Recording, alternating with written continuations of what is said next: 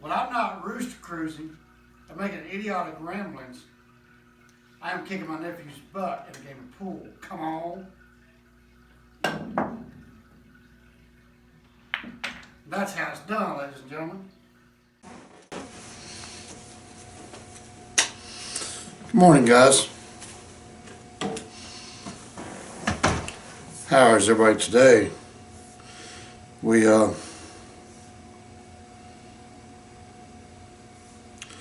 thought we'd discuss a few topics. We've got everything up and running pretty smooth so far. Sorry, checking my fuel reports. Wow, I looked at everybody. Everybody burned a lot of fuel over the weekend. Holy cow! Let's send that to the printer.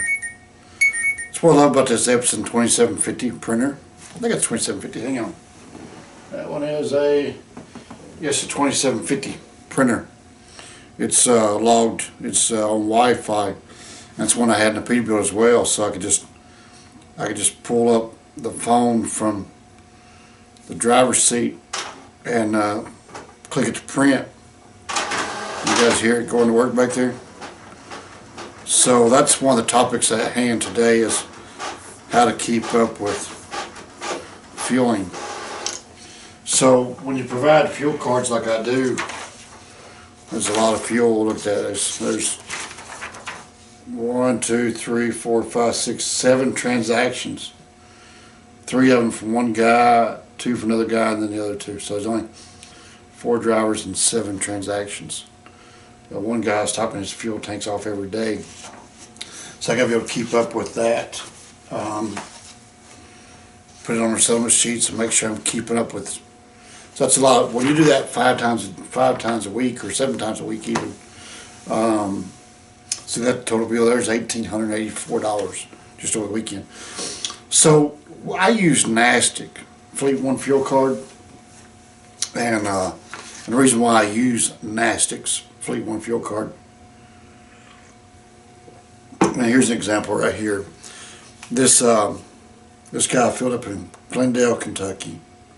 So Glendale, Kentucky, the fuel price, pump price was $2.75. He got it for $2.48. That's only 27 cents off a gallon. I said only because that's low. So this guy here filled up in Indiana was not a smart move there. Mark, he only saved 10 cents off a gallon in Indiana. So most of the time it's 40 cents off a gallon. Let's see, here's one. The Chad filled up in Wyoming, which was 3.29, and he got it for 2.55. That's 74 cents off a gallon. So the Nastic fuel card is by far your better discounts outside of Landstar's, what they call LCAP. You won't find a better fuel discount program than that. So that's why we use the Nastic fuel card. And also, Nastic fuel cards you can get on your own. I supply them for 2 reasons. Why is that it makes, when it comes time to do fuel taxes, easier. We'll get into fuel tax in a moment, but so it makes my job a little easier on my end. It makes my job harder on the daily basis. But I have a $7,500 weekly credit limit on the Nastic fuel card, which gives me a little bit of leeway. I can pay it every other day, or I could probably pay it once a week and be fine, but I like to stamp it out because you see all those transactions. So I could go through there and put those on those guys' settlement sheets. So it's a big undertaking, the fuel alone is. But if I didn't do the fuel, then it'd be easier if they did their own fuel taxes. Because with this data, I've got everything I need at my fingertips to do quarterly IFTA. If they had their own fuel card, which one of my drivers does, he sends me his fuel receipts. Now if he misses fuel receipts and sends it in to me, well, he's hurting himself, because when I filed a quarter IFTA, better data I've got, the easier it is and saves him money. So so it's imperative that you send communication. Communication is key in this job between me and the drivers. We're having some communication issues with one. We'll get into that later as well. So yeah, the fueling. I've got systems in place here. I'll print off the thing, and then I'll mark down I'll highlight the ones that I've cleared and put on their settlement sheets, and we're going to also start another step this week, and to make sure we're not missing none, is that when I pay the fuel bill, it gives you a printed pay stub. It looks like let's see if I got one here. So I've been recording those in the checkbook, and I do not have one here in front of me. It's over there on the other desk. So when I pay the fuel bill, it'll give me a printed statement. I'll just match that and make sure we're not missing charging the guy for fuel, because I don't want to pay that $275 in fuel. So we need to pass that along to the driver, you know. Well, this guy filled up in New Jersey. He's got the highest fuel bills. I don't know why.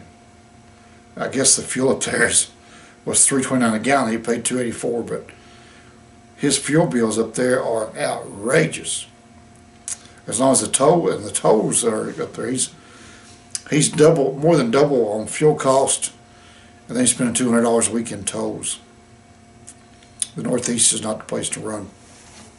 But anyway, so we are 3 or 4 weeks in. I finally got everything caught up on my side as far as the fog line software. Don't have fog line calculating exactly how I want it to calculate yet, but I'll get Ray Watt on the phone, and it's a glitch on my side. So I had to put it in percentage. But fog line is doing a phenomenal job, and it helps me keep track of who's paid, when they haven't paid. And I also have a folder here for unpaid bills that I'll keep that in a folder until it gets paid, and then I pull it out of the folder. So a few systems in place, and you know, I have a folder here. I keep that in the floor. I know folder here for fog line, which is empty.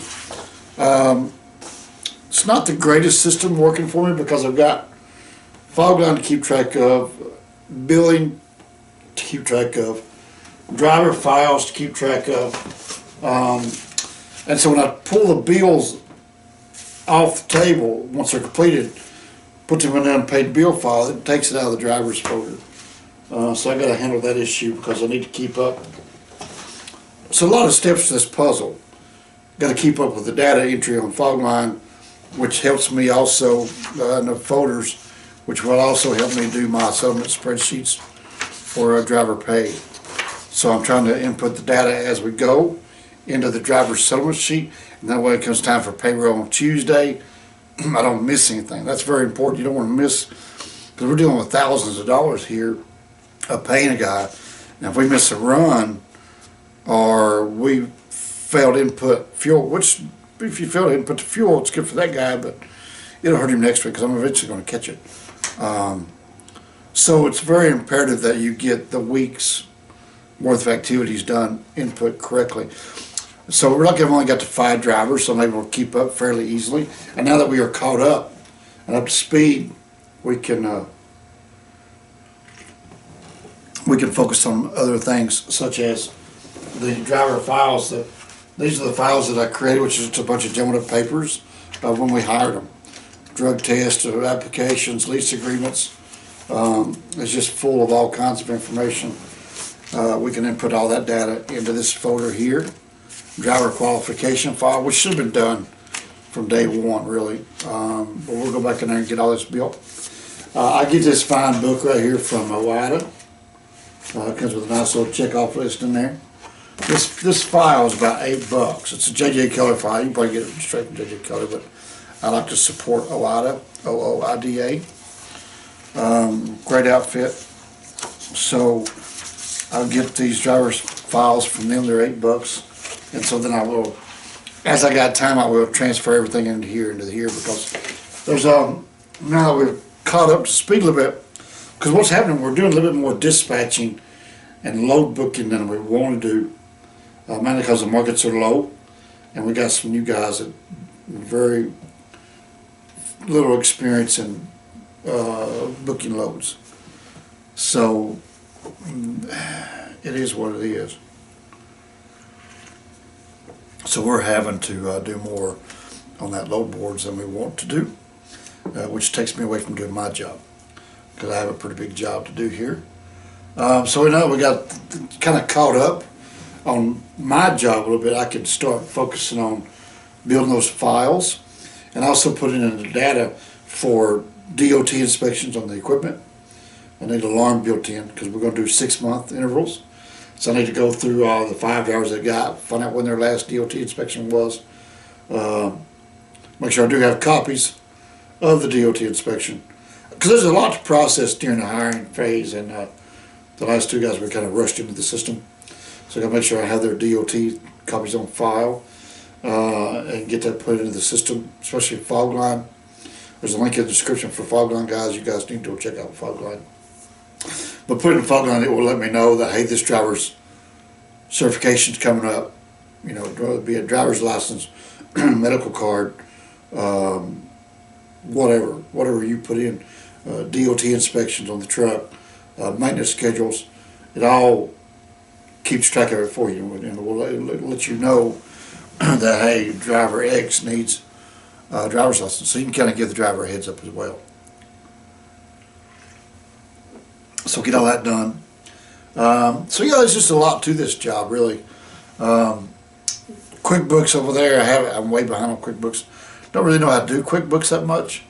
Do the cloud-based version, so it kind of runs, but I've got to go in there and do a lot of flagging, or categorizing, or whatever it is. But we got the paid figured out. We know how to pay people now. Got that going. We got the Fogline up to date going, so we got everything up and running smooth. It's a bit of a process. I want to touch on 3 or 4 other points, but this video is probably pretty boring for you guys. So, so there's a lot to getting up and running and get it going. And right now we got to go do some dispatching. We've got 3 guys unloading today and reloading today, and a couple of some dead areas. So we got to work hard on that. It's really not my job. I don't want that to be my job. The next guy I hire will definitely have load board experience, and hopefully he's on trailer. I've got 5. I've got 3 new ones. Should be here. They'll probably be here this week. But when those 3 come in, I'll probably turn my 3 lease ones in.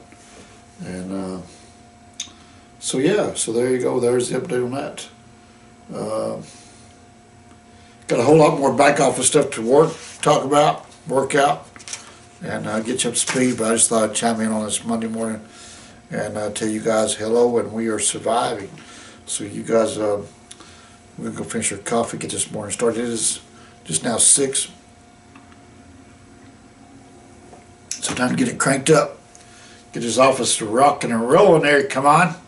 I said come in the other day, and the guy says, come on. Well, now it's come in. I'm going to change it to come in. Come on. All right, you guys have a great day. See you later. When I'm not busy stocking the office with Skittles, I'm watching idiotic ramblings. Come on now.